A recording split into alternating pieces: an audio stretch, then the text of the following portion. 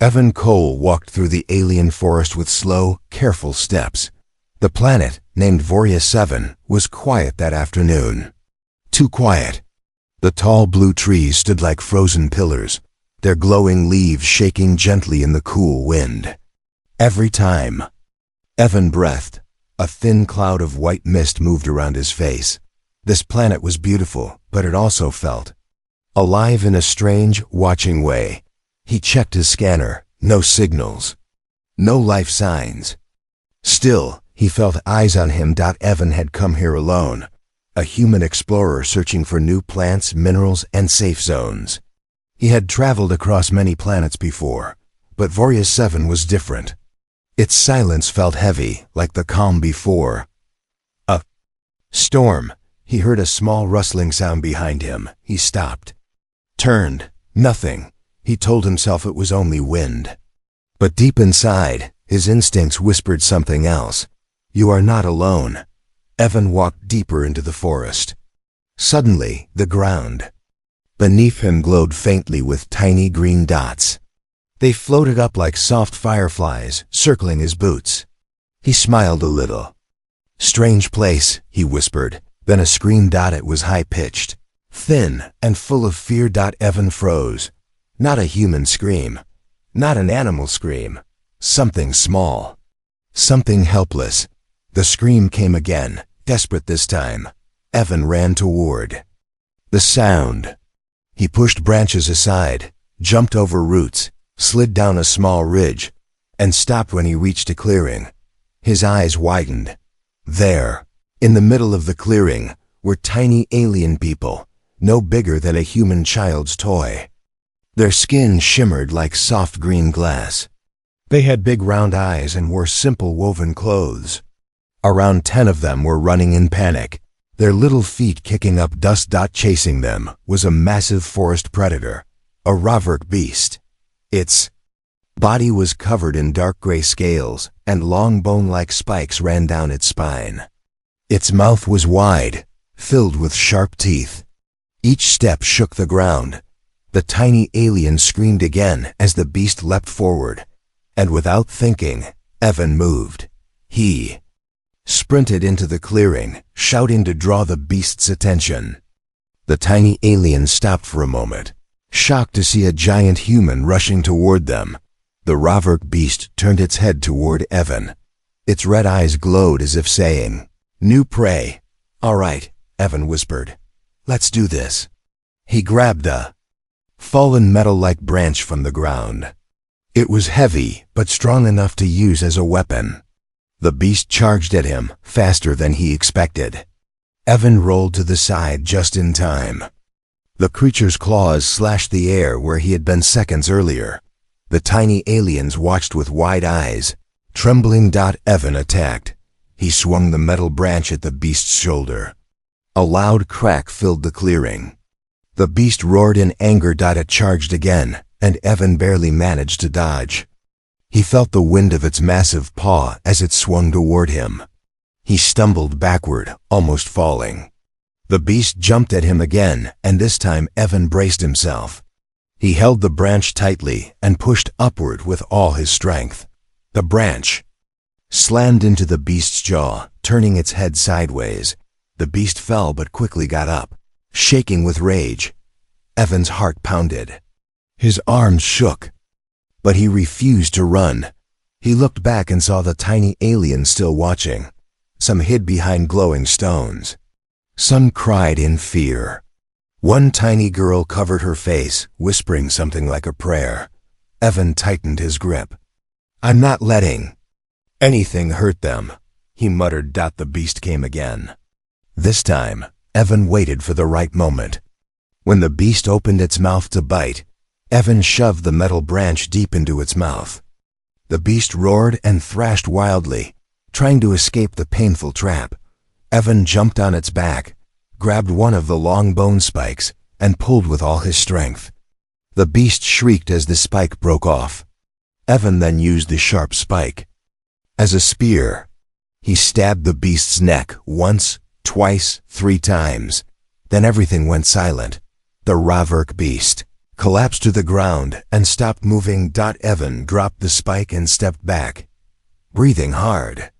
Sweat dripped down his face. His clothes were torn. His arms were shaking from the fight. For a long moment, no one moved. Then the tiny aliens slowly walked toward him. Their steps were small but confident. They looked at the dead beast, then at Evan, then at each other. One of the tiny aliens stepped forward, a small elder with a silver glow around his head. He stared at Evan as if he were some kind of ancient prophecy coming true. Then suddenly, the tiny aliens knelt, all of them. Evan blinked, completely confused. What are you doing?" he asked. The elder raised his head and spoke in a soft, echoing voice. "Human, you protected us. You fought for us. You saved our people. For this, the chief must see you, now." Evan stood still, stunned. Whatever he just stepped into, it was bigger than he understood, and far from over. Evan followed the tiny aliens through the glowing forest, still confused about everything that happened. The fight with the Ryverk beast had drained all his energy, but his mind was even more tired. Why did the tiny aliens kneel? Why did they call him chosen? And who was this chief they wanted him to meet? The elder who had spoken earlier walked at the front. He was so small he could fit in Evan's palm, yet he moved with dignity, like a leader who carried centuries of wisdom. His name, Evan Soon. Learned, was Alok. "Please," Alok said in a soft voice, "do not be afraid. Our people owe you a life debt." "I didn't come here to collect debts," Evan replied, trying to smile. "I only wanted to help." Alok turned his glowing eyes up toward Evan. "That is exactly why the chief must see you." They walked deeper into the forest, which slowly began to change. The trees grew shorter. The roots twisted into arch-like shapes. Small blue lights floated above the pathway like stars, guiding them forward. Evan noticed carvings on the trees, tiny symbols, runes, and lines that looked like stories drawn in miniature size. "These marks," Evan said softly. "You drew them?" Alok nodded. "Our history. Written small, so only those who care enough to look closely will ever learn it." Evan smiled at that. It matched their people, small, quiet, careful, yet full of hidden meaning. After some minutes, the path opened into a wide valley. Evan gasped. A whole miniature village stretched out before him, glowing with soft pastel lights. Houses carved out of giant mushrooms, tiny bridges crossing over streams of silver water, floating lantern orbs drifting between rooftops. The air smelled sweet, like flowers after rain. The village looked peaceful, magical, and alive. But the moment Evan stepped inside, silence fell. Hundreds of tiny aliens stopped what they were doing. Some carried tiny tools, some held baskets of glowing fruit, some stood beside little wooden carts. All of them turned toward the human towering like a mountain among them. Evan felt awkward. He raised a hand. Hi." A wave of whispers spread through the village. "It's him. The giant who fought the beast. The prophecy may be true. A titan." Evan blinked. "Titan? Me? No, I'm just a guy who got lucky with a stick." But they didn't believe that. To them, he was something more. Alok led him to a large circular platform in the middle of the village.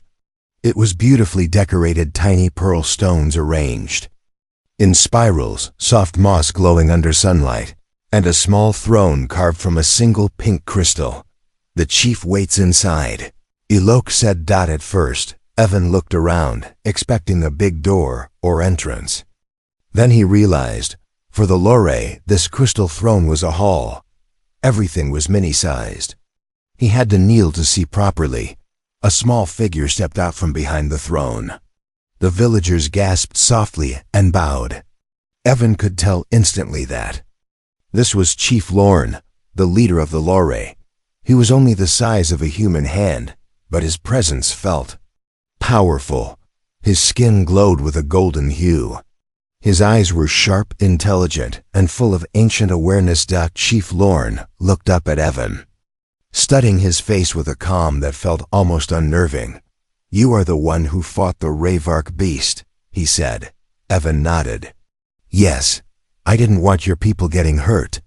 You risked your life," the chief continued, "for us without knowing who we are, without asking for reward. That's what humans do," Evan said simply. "We step in when someone needs help." Chief Lorne blinked slowly, as if those words carried a meaning deeper than Evan realized. "Then listen carefully," the chief said. "Our tribe has waited long for a guardian, for someone strong, someone brave, someone who acts with heart before thinking of danger." Evan swallowed. "Guardian?" The chief raised his tiny staff. "Levan Coal of Earth, you have been chosen by our people." Evan shook his head quickly. "Chosen for what?" But before the chief could answer, the villagers suddenly began to chant soft musical, almost like wind chimes. The ground beneath Evan glowed brighter. Small symbols appeared around him in a perfect circle. Tiny lights rose from the earth, slowly lifting into the air like sparks of magic. Evan felt his heart pounding. "What is happening?" Chief Lorne stepped forward. "You saved our young. You protected our village. It is our sacred law that such a one must never stand alone again." Evan blinked, confused. "Stand alone? What does that mean?" But the chief turned to the villagers and said loudly, "Prepare the gift. Tonight, the guardian receives his partner." The crowd erupted into cheers that Evan felt lost. Partner? What partner? He had only been here for 1 hour. Elok touched Evan's boot gently, trying to reassure him. "Do not fear. It is an honor in our culture. An honor for them." But what did it mean for him? Evan looked around, surrounded by hundreds of tiny glowing faces full of hope and excitement. He had walked into the forest alone, but he was no longer alone, and he had no idea what fate was waiting for him. Evan sat on the giant wooden platform, giant for the Lore, but barely knee-high for him, feeling more confused than ever in his life. The village around him buzzed with excitement. Tiny lanterns floated in circles. Little drums played soft, rhythmic beats. Children ran between his boots, giggling and whispering things like, "Is he really the guardian? He fought the beast alone. He's huge." Evan rubbed the back of his neck. "Yeah. Too huge," he muttered. Chief Lorne raised his small golden staff, and instantly the village fell silent. Every tiny Lore kneeled respectfully. Evan straightened his posture, feeling the weight of everyone's eyes. "Tonight," the chief announced, "we honor the human who saved our young. We honor the one chosen by the old prophecy." Evan blinked. "Prophecy? No one mentioned a prophecy." Chief Lorne continued, "Our guardian will not only protect us, he will bond with us. He will join our circle of life. And so he must receive the gift." Evan leaned forward. "Wait, what gift?" But the chief ignored him and motioned to the villagers. They opened a small path leading behind the crystal throne. A soft glow began to appear from the shadows, growing brighter and brighter, like a rising star. The crowd gasped. Some tiny villagers covered their mouths. Some smiled with admiration. Evan's pulse quickened. Then she stepped into view, a small, delicate female alien no bigger than Evan's hand. Her skin glowed with a soft blue light. Fine silver threads decorated her hair. She wore a tiny dress woven from petals and shimmering leaves. Her eyes were large and nervous, but gentle. She carried a crystal bowl the size of a pebble. Evan stared. In shock, the villagers whispered, "It's her. She has been chosen. She is the gift." The chief lifted his staff. "This," he said with great pride, "is Lyra, daughter of the Moonweavers. She will be your partner, human guardian." Evan nearly fell backward. "Partner? Partner in what?" Chief Lorne smiled calmly. "In life." Evan blinked. "No way hold on life?" The tiny villagers clapped their hands, cheering. It was clear they thought this was a beautiful moment. Evan felt sweat on his back. He had flown through asteroid storms, survived alien jungles, fought space pirates, but this was far scarier. Lyra stepped closer. Her small voice was soft as wind. I greet you, Guardian Evan. Her hands trembled while holding the crystal bowl. She lowered her head respectfully. Evan panicked politely. Hello. Please don't bow. Please, don't give me anything yet. The chief explained, our tradition says a guardian must never stand alone. He must have a partner bound to him. Someone who shares his journey, his strength, his fate. Evan raised both hands. But why me? I just saved your people because it was right. I didn't expect this. Chief Lorne looked at him long and deeply. You acted without reward. That is what makes you worthy. Evan swallowed hard. The chief continued. Lyra carries the binding crystal. Through this ceremony, her life energy will connect with yours. You will protect her. She will guide you. Two lives, one purpose. Evan froze. Connect? As in linked? As in permanently?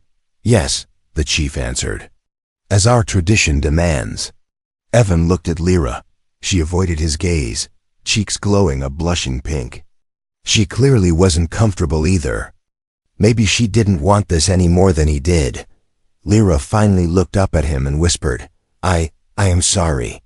I know this must be strange for you, but I promise I will not be a burden. Her voice was so small, innocent, and sincere that Evan's chest tightened with guilt. She wasn't the problem. The situation was. He sighed softly. Lyra, I don't want to hurt your feelings, but humans don't have traditions like this. We don't accept life bonds with strangers. Chief Lorne stepped closer. You misunderstand, Guardian. This is not marriage. Not romance. It is protection. Our people are small. Alone, Lyra is vulnerable. But with you, she will live. Evan blinked. Live? What do you mean, live? The chief inhaled deeply, as if revealing something sacred. Lyra carries a rare light within her moonfire. Without a guardian, it fades. Only a strong being can stabilize it. If you refuse, her light dies. Evan's stomach dropped. He looked at Lyra again. Her glow flickered slightly, almost like a candle in wind. I do not want to die, she whispered quietly. But I will accept the fate the stars give me. The cheering around them faded. The drums stopped. Silence filled the air. Evan placed a hand gently over his face. He had walked into a forest and ended up being responsible for someone's life. Not just someone tiny, fragile, and looking at him with hope, he exhaled slowly. Chief Lorne. Lyra, I don't know what this bond means. I don't know how it works. But I'm not letting anyone die because of me. The chief nodded, satisfied. Lyra looked up, eyes shining with relief. The villagers cheered again. Louder this time, but Evan didn't celebrate. Because deep down, he felt something shifting. Something big. This wasn't just a reward. This was a responsibility that might change everything. Evan Cole had faced hundreds of strange situations across the galaxy, but nothing, absolutely nothing, prepared him for this moment. He sat on the raised wooden platform while the tiny Lore villagers danced around it, celebrating the bonding ceremony. Lanterns floated like glowing bubbles, music filled the air, and the villagers shouted blessings he didn't understand. Meanwhile, Evan stared at Lyra, the tiny alien girl who was now apparently life-bonded to him. She stood nervously on a small moss cushion near his knee, holding the empty crystal bowl she had used for the ritual. Her glow pulsed softly, like a heartbeat. Her hands shook every few seconds, and she kept looking down, too shy to meet Evan's eyes. This wasn't her fault. But the situation still felt impossible. Evan rubbed his forehead. Okay, let me get this straight. You're saying Lyra is now, what? My partner? Chief Lorne nodded proudly. Yes, your bonded companion. Evan blinked slowly. Companion? Like a friend? A helper? A teammate? The chief paused. A mini-wife. Evan stopped breathing. Excuse-me. He shouted louder than planned, making 3 Lore tumble backward in shock. Lyra squeaked and hid behind her tiny crystal bowl. The chief, however, remained calm, too calm. To us, a bonded partner is called a life-wife.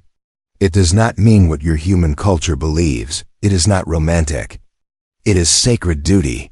Evan ran both hands through his hair. So she's not actually my wife? No, the chief said. Yes, another elder said. Both, a child added. Evan groaned. The chief raised his hand to explain. In our language, the word for protector bond and marriage bond is the same. But the meaning changes with intention.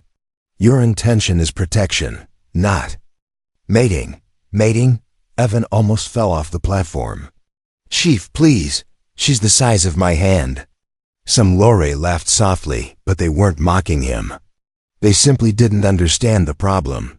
Chief Lorne spoke with patience. Guardian Evan, calm yourself. Nothing physical or romantic is required.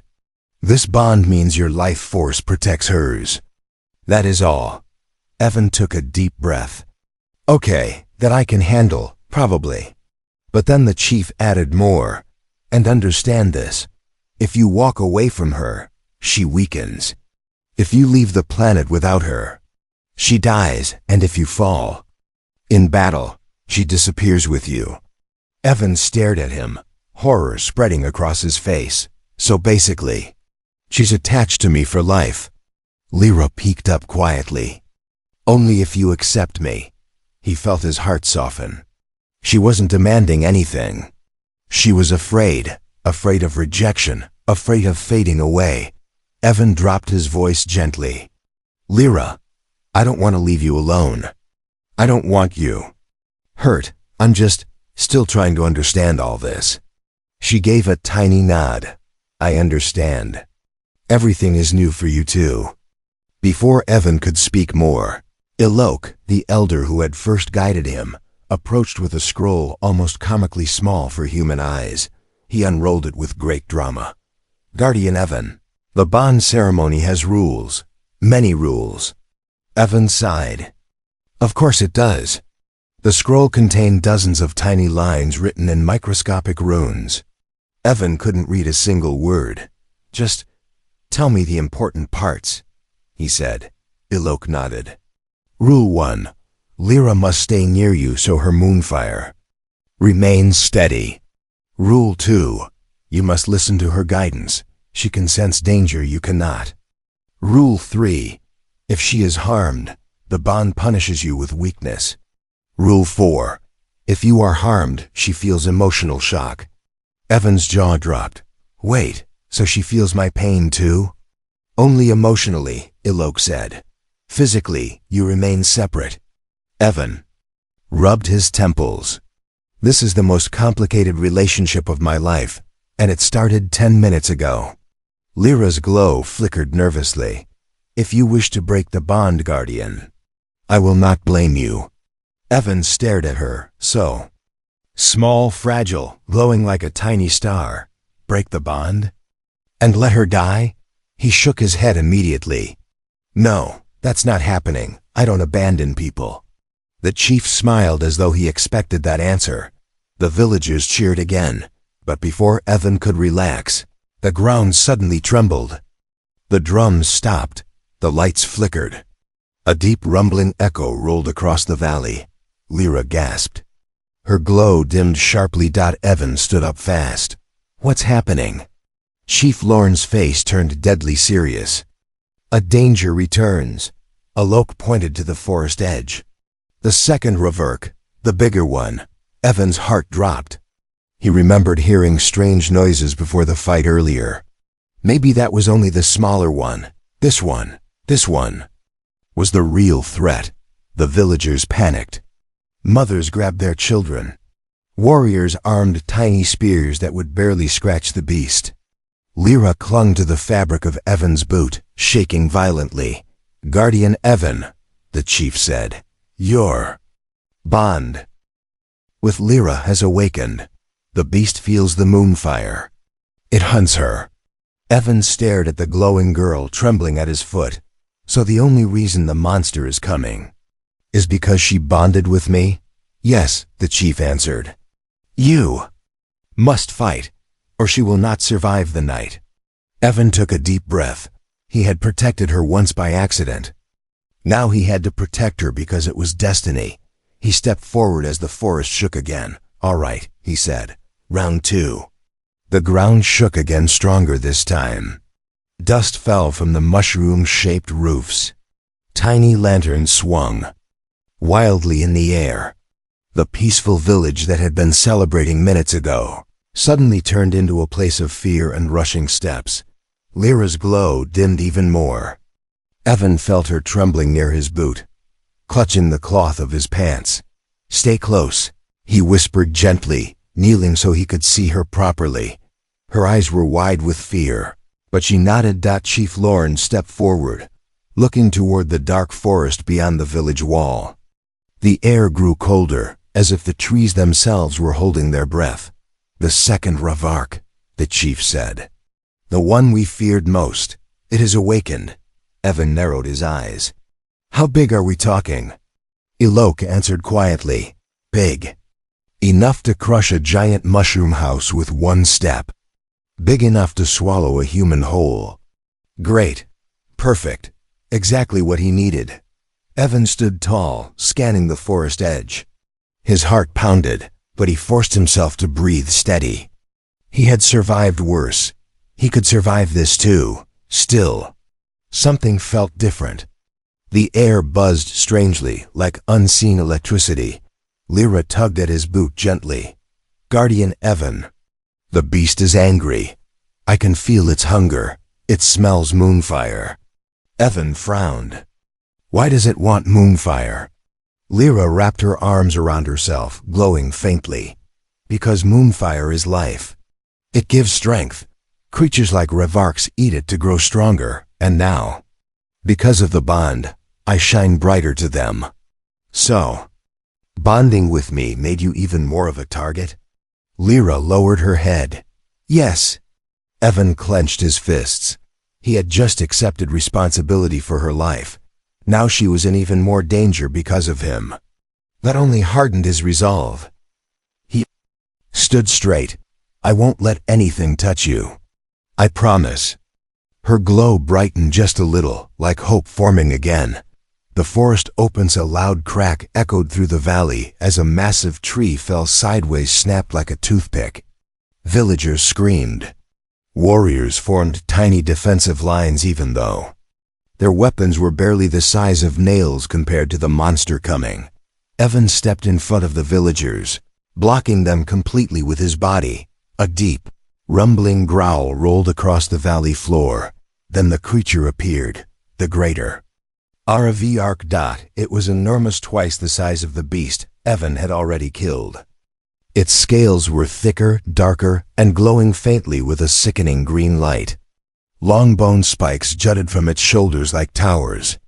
Its eyes were pure red, burning like hot metal. Every Lore dropped to their knees in terror. Lyra pressed herself against Evan's leg, shaking so hard her glow flickered. Evan whispered, "It's okay. I'm here." The chief reveals the Tiaf Lorne approached Evan, voice trembling but determined. "Guardian, listen carefully. This Ravark is older, smarter, and twice as fast. You cannot beat it with strength alone." "Then how?" Evan asked. "You must fight with your mind. Your size is your advantage. Your cleverness is your weapon." Ilok added, "Our warriors will help, and Lyra's moonfire. It can show weak points in the beast's armor." Evan looked down. "Lyra? Is that true?" She nodded softly. "When the beast comes close, I will glow near the weak spots, but I must be near you. Very near." Evan lifted her gently into his palm. Then you stay with me." Her tiny hands grabbed one of his fingers for balance. Her glow warmed his skin. Chief Lorne raised his staff high. "For the Guardian, for Lyra, for the Lore, the villagers." Sheared weakly, but with heart. Evan took a deep breath. He was about to fight a monster that could flatten him. But he had something the Raverk didn't: intelligence, courage, and now a partner who believed in him. The beast Itites the Raverk roared so loud that Evan felt it shake his bones. It charged toward the village, claws digging into the earth, leaving deep trenches behind. "Get ready," Evan whispered to Lyra. She nodded, pressing herself against his thumb to stay steady. At the last second, Evan rolled to the side. The Raverk slammed into the ground where he had stood, breaking the earth. Dirt flew everywhere. The villagers screamed, but were unharmed, thanks to Evan's movement. The Raverk turned its massive head, snarling at him. Drool dripped from its burning jaws. Lyra's glow brightened suddenly. "There!" she shouted, pointing with her tiny hand. Under its left shoulder. "Weak spot." Evan grabbed the long broken tree trunk, thick but manageable. The Raverk lunged. Evan ran forward. They collided with a shockwave that shook the valley. Evan jammed the tree trunk into the glowing weak spot, the wood cracking under pressure. The Raverk shrieked, stumbling backward, but it recovered quickly. It was furious now. It swung a giant claw. Evan jumped back, but the force of wind knocked him onto his back. He protected Lyra in his fist so she wouldn't fall. The Raverk advanced. Lyra looked up at him with frightened eyes. "Guardian, please don't let it eat me." Evan smirked despite the danger. "Not happening. Not today. Not ever." He rose again, stronger, more determined. This wasn't just a fight. This was him proving he deserved the life he just promised to protect. And behind him, Chief Lorne whispered with awe, "He is not a guardian. He is a titan." The greater Raverk towered over Evan, its red eyes burning like fire in the dark forest air. Every breath it took released a hot, rotten wind that shook the tiny lanterns floating around the village. The ground trembled under its heavy steps. Evan stood tall, gripping the broken tree trunk like a spear. In his left hand, curled safely against his fingers, was Lyra. Her soft glow reflected on his skin, making his hand look like it was holding a tiny piece of the moon. The villagers watched in complete silence. This was no longer just a battle. This was destiny unfolding. The Raverk strikes a fire est. The Raverk lowered its giant head and charged again, so fast that Evan barely had time to react. He jumped aside, rolling on the ground, keeping his fist closed. Gently around Lyra so she would not fall. The creature skidded, turned, and roared. Its roar shook the whole valley. Some Lore fainted. Some cried, but none ran away. They trusted Evan now.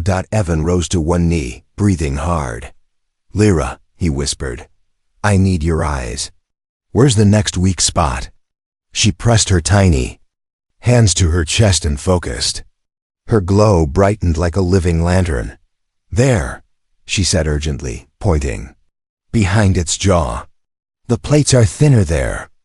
Evan didn't hesitate. He charged.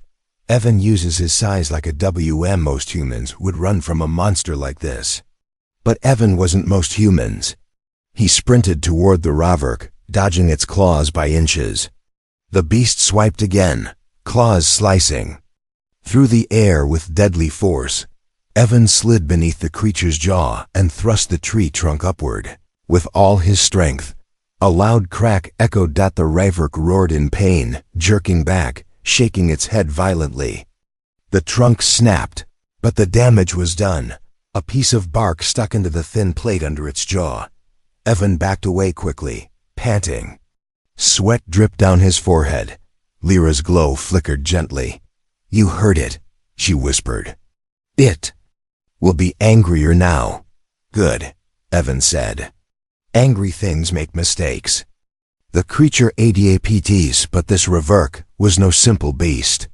It circled Evan with slow, intelligent steps. Its red eyes studied him. It was learning his movement patterns. Evan realized something terrifying. It's getting smarter. The chief shouted. From afar, Guardian. Do not let it corner you. Evan moved to the side, forcing the beast to keep turning. He needed space, or this thing would trap him. Lyra suddenly grabbed his thumb with panic in her voice. Evan, it's going to pounce. He reacted instantly. The Ravok leapt faster than anything so huge should move. Evan ducked under it, rolled forward, and the beast flew over him, landing with a crash that shook the entire village. Dust exploded into the air. Children screamed. Lanterns fell, but Evan was already back on his feet. Lyra's power awakened, so the Ravok got up slowly, bleeding from the jaw. Its glowing green veins pulsed faster. It roared at the sky, fueled by hunger for Lyra's moonfire. Lyra's glow suddenly intensified, brighter than ever before, lighting up Evan's entire arm. Evan, she whispered, voice trembling. The bond is changing. I feel stronger when you protect me. He looked down. Her entire body shone like a tiny star burning with emotion. Lyra raised her little hands. Sunny blue beams of moonfire energy flickered around her palms. What is that? Evan asked. I can help you, she said softly. Moonfire reacts to your courage. Use me to see the creature's weak points. She lifted her hands, and bright glowing symbols formed in the air. They marked several new spots on the Ravok's body. Evan smiled. All right, Lyra, let's finish this. The final ATT cave-in charged before the Ravok could recover. He grabbed the thick vine from one of the giant mushrooms and looped it around the Ravok's foreleg. Using his full strength, he pulled with everything he had, dragging the beast off balance. The Ravok stumbled. That was the opening. Lyra pointed at the beast's side. Strike there, between the ribs. Evan grabbed a sharp bone shard lying on the ground, probably from the Ravok's earlier prey. He sprinted forward, leapt onto the Ravok's side, and plunged the shard into the glowing crack between its ribs. The Ravok roared, so loudly it felt like the sky might break. Evan held on desperately as the beast thrashed. Lyra clung to his glove, crying out, Hold on! Please don't fall! He pushed the bone deeper. Another crack, another roar. And then, the Ravok collapsed, slowly, heavily, defeated. The ground shook one last time. Dust settled. Silence followed. Evan fell to his knees, exhausted. Lyra's tiny arms wrapped around his finger in relief. You did it, she whispered. You saved us. Evan exhaled deeply. No, he said softly, we did it. A new legend as B.O. Warren Chief Lorne approached, staff raised high. His voice trembled with awe. Behold, the Titan Guardian. The human who battles monsters for our people. The protector chosen by fate. The entire village knelt to Evan. Lyra stood in Evan's palm, glowing proudly, finally smiling. For the first time, Evan didn't feel like an outsider. He felt connected, like he belonged. But as the villagers celebrated, a cold breeze swept across the valley. The forest whispered. New shadows moved in the deep darkness. The battle was won. But the story was not over. Something even bigger had awakened. The cheers of the Lore echoed across the valley as the greater Ravok's body finally stopped moving. Tiny lanterns glowed brighter, as if celebrating the victory. The villagers gathered around Evan, bowing, crying, laughing, and whispering words he didn't understand. But he could feel the meaning. He had saved them. Again, Evan stood slowly, wiping dirt from his clothes. His muscles burned from the battle, but his mind felt strangely calm. Something inside him had changed. Something deep. Lyra stood safely in his palm, her tiny body glowing like a warm star. You really protected me, she whispered, voice Soft but full of awe. Evan smiled tiredly. I promised, didn't I? Her glow brightened in happiness. You kept your promise. No one has ever fought so hard for me. Evan exhaled. Well, get used to it. I'm not going anywhere. The words slipped out naturally, surprising even him. Lyra covered her mouth gently, shy and overwhelmed. To hear a guardian say that, it means more to me than you know. The chief makes his DCLAR own. Chief Lorne approached, leaning on his golden staff. He looked exhausted but proud. The whole village gathered behind him, hundreds of tiny glowing people, staring at Evan. With a reverence he never asked for but somehow earned, the chief raised his hand. People of the Lore, hear me. Silence fell immediately. This human has defeated not one, but 2 Ravurk beasts. He has protected our children, our elders, our homes, and our moonfire bearer. He pointed his staff toward Evan. From this day onward, Evan Cole of Earth shall be known as Titan Guardian, the greatest protector in our recorded history. The villagers gasped and bowed. Evan's face turned red. Titan Guardian? That's a bit much, don't you think? No, Chief Lorne answered simply. It is not enough. The villagers cheered again. Evan ran a hand through his hair. I'm never getting used to this. Lyra's role becomes CL. Lyra stepped forward in Evan's palm, standing as proudly as her small body allowed. With the bond active, she announced softly, I can guide the Titan Guardian. My moonfire shows danger, weakness, and truth. Together, we are stronger than alone. Chief Lorne nodded. Her bond to you is sacred. To break it would end her life. But the bond also gives her strength, emotion, courage.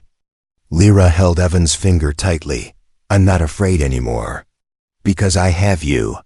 Her glow wrapped around Evan's hand like warm mist. Evan looked down at her, tiny, fragile, glowing with hope, and felt something change in his chest. Responsibility, connection, a promise he didn't fully understand yet, but one he accepted. Then we're a team, he said. Lyra smiled. A very strange team. But yes. A moment of piety. For a short time, the village felt alive again. Drummers resumed their soft beats. Lanterns floated higher, painting the sky with soft colors. Tiny children ran forward and touched Evan's boots, calling him Titan. With laughter, some elders bowed deeply. Some whispered blessings. Some looked at him with tears in their eyes. Evan never liked being a hero, but tonight, he allowed himself to breathe. He sat down on a large smooth stone while the villagers danced. Lyra sat comfortably on his shoulder now, watching everything. With bright eyes, this is the first time, she said softly. Our people have not lived in fear. Evan looked at the glowing village. It's beautiful. It was never beautiful before, Lyra whispered. We only saw danger, but now everything looks brighter. Evan reached up and gently tapped her tiny foot. Well, I guess we make a good team. She blushed, her glow turning pink. But peace never lasted, just when Evan thought the night was finally calm. A cold wind swept across the valley. The lanterns flickered. The music stopped. The forest fell silent. Too silent. Lyra's glow dimmed suddenly. She grabbed Evan's collar with both tiny hands. Evan, something's wrong. Evan stood instantly. What is it? She shook her head, fear returning to her eyes. It's not the Ravurk. It's something bigger, something ancient. I can feel it waking. Chief Lorne sensed it too. He looked toward the dark forest, face pale. No, this cannot be. The Ravurks were only the beginning. Evan clenched his fists. What do you mean, beginning? The chief swallowed hard. There are legends of a creature so powerful, so old, that even the Ravurks flee from its shadow. A creature that feeds not just on moonfire, but on life itself. Evan lifted Lyra carefully into his palm. Her tiny glow trembled like a candle in a storm. Evan, She whispered, "If it comes here, none of us will survive." The forest roared suddenly, a sound so deep that even Evan's bones hurt. The villagers screamed. Elders fell to their knees. Children grabbed their parents. Evan took a deep breath. "All right," he said calmly. "If something else is coming, then we deal with it, just like we handled the Ravarks." Lyra shook her head. "You don't understand. This creature isn't just dangerous, it's unstoppable." Evan lifted her closer. "Well, nothing is unstoppable forever." Lyra stared at him, trembling, but a small brave smile appeared on her face. "You really are a titan," she whispered. He placed her gently on his shoulder, and as the forest shook again with the roar of something impossibly massive, Evan stepped forward, ready to face whatever the universe threw next, because he wasn't just protecting a tiny, alien girl anymore. He was protecting a whole world.